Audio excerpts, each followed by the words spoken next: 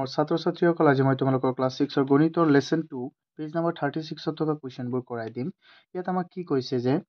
which of the following pairs are co-prime? চোৱা ইয়াৰ আগতে আমি জানিব লাগিব যে co-prime কি prime কি এইকেইটা প্ৰথমে আমি জানিব লাগিব। চোৱা ইয়াত আমাক কেইটামান বস্তু দিছে যে কি এটা সংখ্যা মই তোমালোকক প্ৰথমে বুজাই দিওঁ যে prime কি prime বা মৌলিক সংখ্যা কি prime numberটো কি ওকে যে সাপোজ আমি প্ৰথমে ফ্যাক্টৰ শিকি আহিছো না নাই যিকোনো সংখ্যাৰ কেইবাটাও ফ্যাক্টৰ ওলাই হয়নে নহয় যেনে 10ৰ কেইটা ফ্যাক্টৰ যেনে 6ৰ কেইটা ফ্যাক্টৰ আছিলে 4টা 1 2 3 আৰু কি আছিলে 6ৰ কেইটা ফ্যাক্টৰ 4টা কিন্তু এনেও কেইটামান নাম্বাৰ আছে যিকেইটাৰ ফ্যাক্টৰ মাত্ৰ কি দুটা যাৰ ফ্যাক্টৰ মাত্ৰ কি দুটা আৰু সেইকেইটা কি সেইকেইটা হল আমাৰ তোমাৰ সংখ্যাটো এক আৰু সংখ্যাটো নিজে যেনে 2 সংখ্যাটো নিজেই চোৱা 2ৰ ফ্যাক্টৰ কি হ'ব কোৱাচোন 2ৰ ফ্যাক্টৰ কি হ'ব কাৰণ 2ক তুমি 1ৰে হৰণ কৰিব পাৰিবা আৰু কিহেৰে হৰণ কৰিব পাৰিবা 2ৰে আৰু পাৰিবানে কোৱাচোন নাই তেন্তে 2 এটা কি মৌলিক সংখ্যা বা যাক আমি ইংৰাজীত কি বুলি কওঁ প্ৰাইম নাম্বাৰ যাক আমি অসমীয়াত কওঁ মৌলিক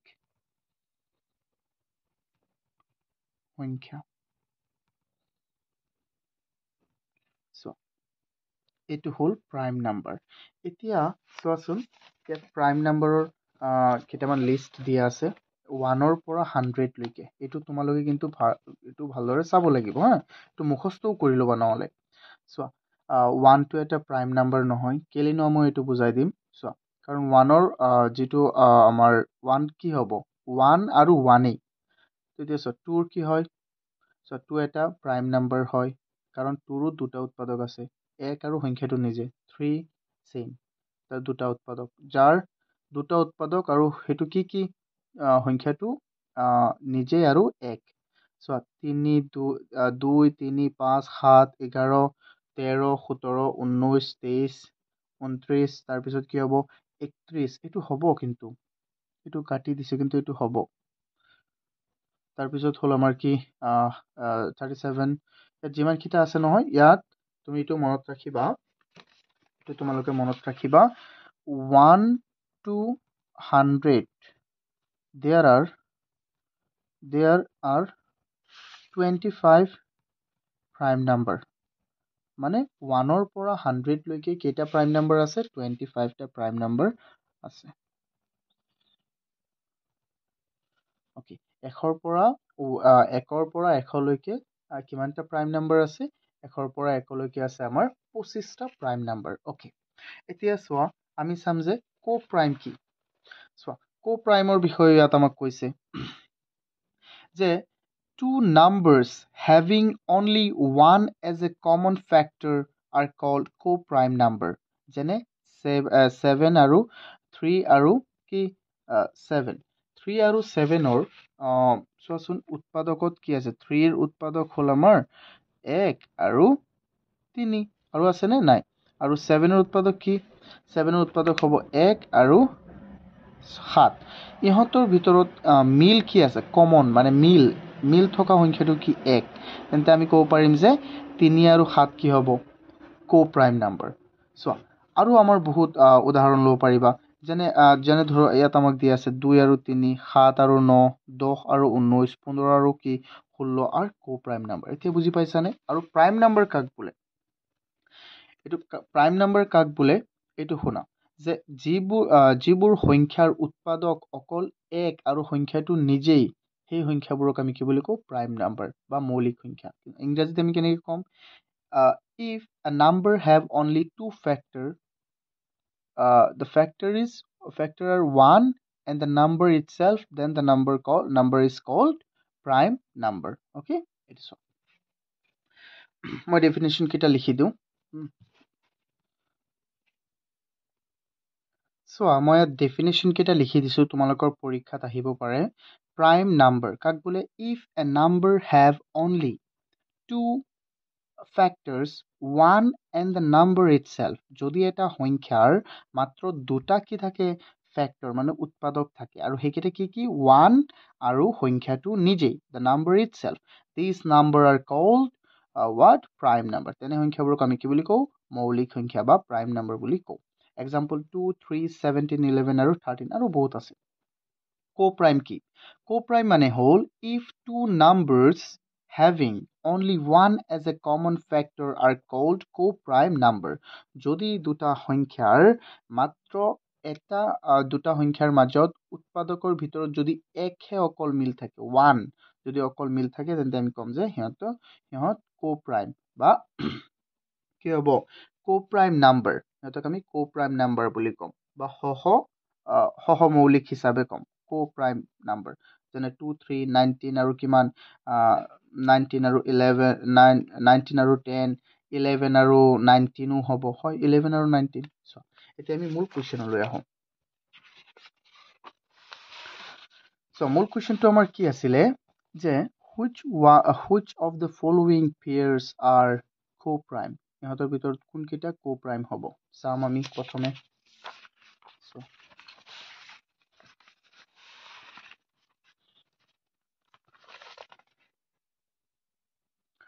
কুৱেশ্যনটো মই লিখি আছো কুৱেশ্যনটো হ'ল 1ৰ প্ৰথমে এটো চাম আচ্ছা কোনকেইটা ন আমি সেইটো চাই লওঁ প্ৰথমে আমাৰ কি আছে 15 আৰু 17 আমি জানো যে 15ৰ কি হ'ব 15ৰ হ'ব 1 3 5 আৰু 15 তেন্তে এইটোতো এটা প্ৰাইম নাম্বাৰৰ উৎপাদক কি থাকে 1 আৰু 17 তেন্তে এইটো এটা প্ৰাইম নাম্বাৰ হ'ব এইটো প্ৰাইম নাম্বাৰ হ'বনে এইটোৰ co-prime হ'বনে নাই কাৰণ চোৱা ইয়াতো 9 হৰণ যায় 9 2 18 ইয়াত হ'ল 9 পূৰণ 9 কিমান 81 তেন্তে এইটোতো co-prime নহয় হয়নে নহয় কোৱাচোন এইটো co-prime নহয় তেন্তে এইটো co-prime হ'ব এইটো নহয় এইটো হ'বনে বাৰু চোৱা 30 ন 30ত 3 হৰণ যাবনে নাই ইয়াত যাবনে নাই 3 হৰণ যাব বা যাবনে নাই চোৱা আকৌ ভালদৰে ইয়াত হ'ব তোমাৰ 39 2 ইয়াত 3 নাযায় কিন্তু 5 যাব ইয়াত 5 যাবনে নাই কাৰণ শেষত 5 আছে ইয়াতো 5 যাবনে নাই 30ত 5 কেইবাৰ যাব 6 বাৰ ইয়াত কেইবাৰ যাব 5 40ত যাব 8 বাৰ আৰু 15ত যাব 3 বাৰ 83 তেন্তে এইটো co-prime নহয় তেন্তে এইটো হ'বনে চোৱা 112 113ত co-prime হ'বনে নাই চোৱা আকৌ 113 এটা প্ৰাইম নাম্বাৰ তেন্তে 112টো এটা প্ৰাইম নাম্বাৰ নহয় ফিৰবি প্ৰাইম নাম্বাৰ আৰু co-primeৰ মাজত প্ৰাইম নাম্বাৰ আৰু এনে সংখ্যাৰ মাজত কোনো মিল নাথাকে অকল কি মিল থাকে 1 তেন্তে এইটো প্ৰাইম এইটো co-prime এইটো co-prime আমি ডাইৰেক্ট লিখি দিওঁ সলিউশন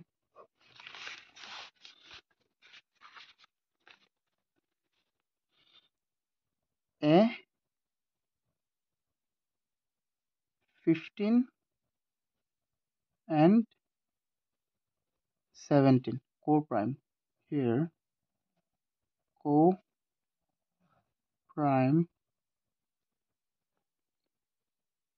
number are এইটো আৰু B হ'ল আমাৰ B কি আছিল এইটো আছিল ন 1 1 2 and 1 1 3 1 1 2 and 1 1 3 is our co-prime here okay তো B নহয় এইটো হ'ল আমাৰ D এতিয়া চাও আমি next question so a number is divisible by 3 and 8 এটা সংখ্যা কিহেৰে হৰণ যায় 3 আৰু 8ৰে হৰণ যায় by what other numbers will that number be divisible আৰু এটা সংখ্যা চোৱা এটা সংখ্যা কি সংখ্যাৰে হৰণ যায় 3ৰে যায় আৰু 8ৰে হৰণ যায় তেন্তে সেই সংখ্যাটো আৰু কি সংখ্যাৰে হৰণ যাব পাৰে চোৱা 3 আৰু 8ৰে হৰণ যোৱা সংখ্যাটো কি হ'ব 3 আৰ 2 কিমান 24 তেন্তে 24ক আৰু কিহেৰে হৰণ যাব 2 যাব হয় নহয় 2 1 2 1 2 তাৰপিছত আৰু যাব 4 1 2 4 এনেকৈ যাবনে নাই চোৱা এইটো আমি লিখি দিওঁ 1 2 4 আৰু 6ৰে যাব 4 6 24 6 4 24 হয় নহয় 4ৰে যাব আৰু 8ৰে যাবনে 8টো এইটো কৈছে এইটো আমি আৰু 12ৰে যাব তেন্তে আমি লিখি দিম ইয়াত টু সলিউশন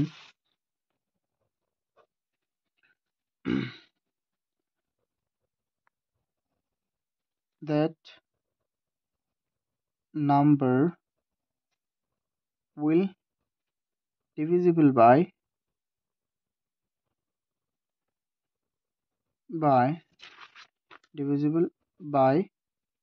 1 1 2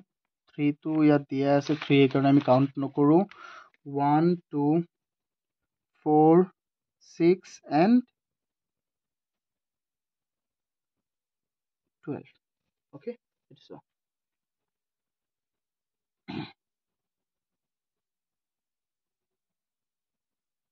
আৰু 24 টো হ'ব 12 24 এইটো n টো ইয়াৰ মাজত দি দিবা কাৰণ 24 সংখ্যাটো 24 টো যাব সো এইটো লিখি দিবা এতিয়া চোৱা next question 3 a number is divisible by 15 a number is divisible by 15 by what other number will that number be divisible যদি এটা সংখ্যা 15 ৰে হৰণ যায় তেন্তে আৰু কি কি সংখ্যাৰে এই সংখ্যাটো হৰণ যাব পাৰে 15 ৰে হৰণ যোৱা সংখ্যাটো হল তোমাৰ কি হ'ব চোৱা যেনে 15 তাৰ পিছত হ'ব 15 ৰে হৰণ যোৱা 30 হ'ব পাৰে হয় নহয় 45 ও হ'ব পাৰে তো আমি কিমানটো লিখিম চোৱা আমি 30 ধৰি লওঁ 3 সলিউশন সো আমি লিখিম যে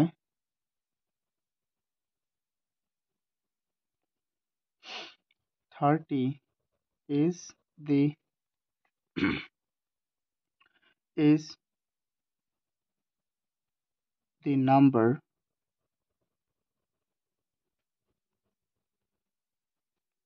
which is divisible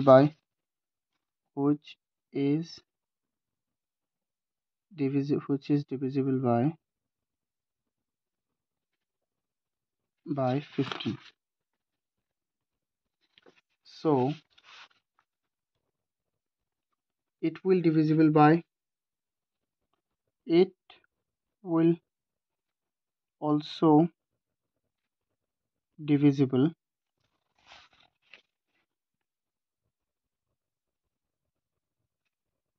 by so কিহেৰে হৰণ যাব 30 1 এৰে হৰণ যাব 2 ৰে হৰণ যাব 3 ৰে যাব 4 এৰে না যায় 5 এৰে যাব 6 এৰে যাব হৰণ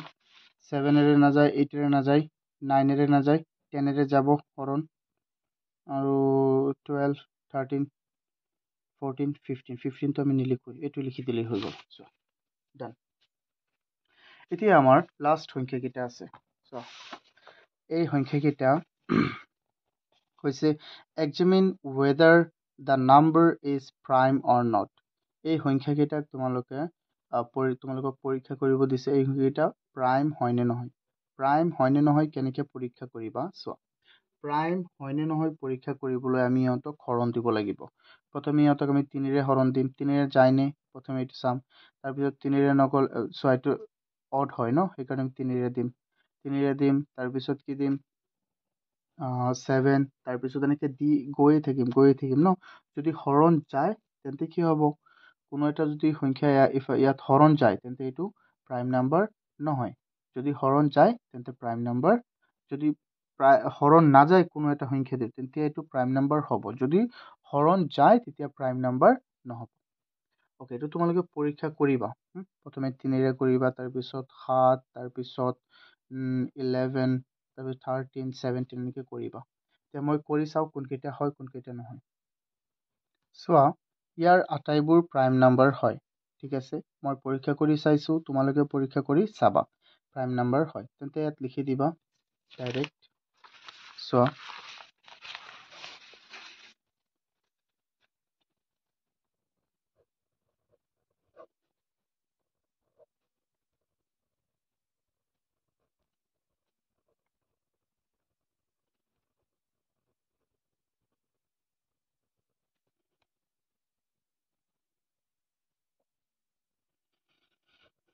বি প্ৰাইম নাম্বাৰ হয়।